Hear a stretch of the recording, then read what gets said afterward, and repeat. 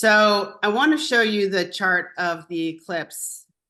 And this is the eclipse that's going to be on April 8th. And what I want to teach you guys is something really important. And that is that this is where the eclipse is happening with the sun and the moon and Chiron. You see they're all at 19, 19, and 19.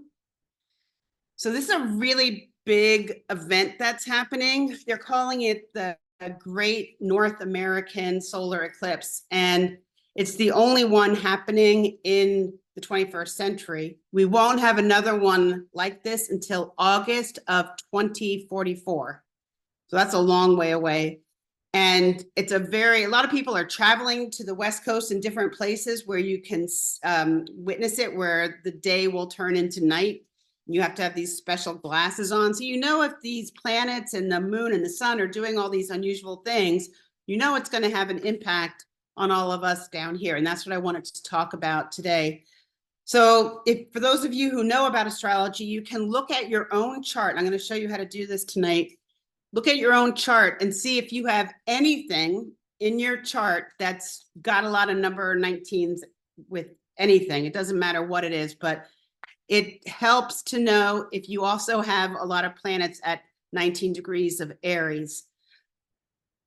During this eclipse, we've got Mercury, Chiron, the moon, the sun, and Venus all in Aries. Do you realize how much Aryan power that is? Aries is the first sign of the zodiac. It's very masculine. It's very aggressive. It's very forceful.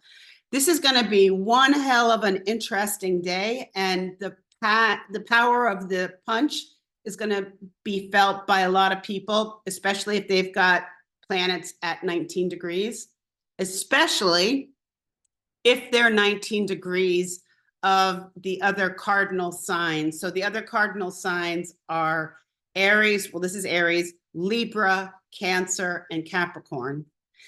So you want to check out where in your chart you have Aries in particular, and then you would put these planets, the three of them at 19 degrees, find where 19 degrees of Aries would be in your chart, and then just put a big kaboom sign there, like there's something explosive that's going to happen.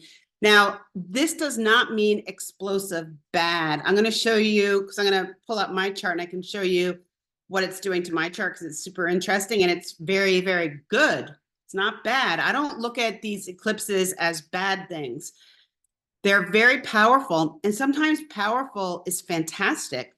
Sometimes it means there's like a rock that was stuck in the middle of your road, and then all of a sudden it gets blown away, and then you can go zooming down the highway. So don't look at this as negative at all, okay? It's very important that you realize that an eclipse can be very positive. With every eclipse, you're going to feel them 2 days before and 3 days after. But you sometimes don't realize the full effect of the eclipse until 6 months after the event. So there's this whole range of time when this eclipse on April 8th is going to be doing things to different people. So like I said, it can be super exciting. And just so you know, write this in your calendars too. On April 1st, it's when Mercury goes retrograde. So you see here, Mercury is retrograde. That's what the RX symbol means. For those of you who don't know how to read charts, Mercury retrograde just means that it appears that the planet is going backwards in the sky, but it really isn't. It's basically an illusion. But what happens is that if you're not born during a Mercury retrograde period, it can feel like an awkward, cumbersome time. But if you're born during Mercury retrograde, which I was, it means it's actually a really good time. And that Mercury retrograde, put this in your calendars, guys, it's going to last from April 1st until April 24th.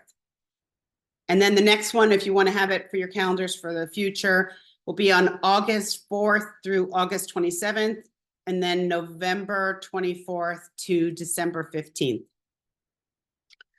So back to this eclipse, major developments in your chart where Aries is. So I'm going to show you what that looks like using my chart. So I'm going to just pull up my chart alone right now. So my chart, look, Aries is up here in my chart. So 19 degrees of Aries would be right about here. If 16 is on this line, then 19 is about here, right? I don't have anything at 19 degrees of Aries. So an astrologer who doesn't know very much would say, well, no big deal. Nothing's going to happen to you then at all. But watch what's going to happen. If you go, and this is what I'm teaching you about your own chart. Go looking around here and see if you see any other 19s. Whoop, there we go. Look at that. Uranus is at 19 degrees of Leo. Whenever you see another number in your chart that's identical to the eclipse, you know something's going on. So I'm going to show you now the combination of the two, my chart with this eclipse. So there it is, right where I said it would end up. So it's in the area of higher education, spirituality, which is what I do. I mean, I feel like my work is very spiritual, and foreign travel. And it's right there, these three powerhouse eclipse things, 19, 19, and 19. That's the eclipse in Aries. Look at that. It's going to make a blue line, a trine to my Uranus in the House of Secrets, which is also getting activated by the, literally, this is the exact time of the eclipse at 2:21 p.m. The ascendant at that time is 19 degrees, and the part of fortune is 19 degrees. I have no idea what's going to happen to me on this eclipse, but all I know is that it's going to be spectacular and incredibly fantastic and larger than life. I will just be getting back from being with the wild horses in Utah. So I don't know, maybe I'll have another incredible spiritual experience out there, which has happened to me many times. So that, to me, again, isn't that crazy? Look at the numbers. 19, 19, 19, 19, 19. And then I have one planet in Leo at 19. So that kind of blows me away. But then I'm going to show you with Kate Middleton what the exact same eclipse can do to another person. So we all know that Kate Middleton is not having the easiest time right now, right? So why did that happen? Okay. So what we do, just look at the numbers, guys. You don't have to know a ton about astrology. Just look at these numbers: 10, 21, 26, 7, 3, 25, 12. There we go. 19. We're looking for number 19. 19. And then this is 18, which is very, very close. For those of you who take my classes, you know, this is what I call a mousetrap. Kate Middleton is an incredibly emotional person. She is beyond sensitive. She suffers from depression, big time. Whatever's going on with her body is probably definitely connected to emotional trauma that's being stored inside the body. And Cancers are known for loving food. I mean, she's a Capricorn, but her moon is in Cancer. So her emotions are very food oriented. So she's very, very thin, and food and the stomach, there's something going on here that just with her own day-to-day chart is something that she deals with all the time. So now let's look at that eclipse, because this is so incredibly interesting. See what that eclipse is doing to her. Middleton eclipse. All right, there's that eclipse. She has the same rising sign as me, so that's why it's showing up in the same place, the 9th house. But look at this, guys. 19, 19, 19, 18, 19.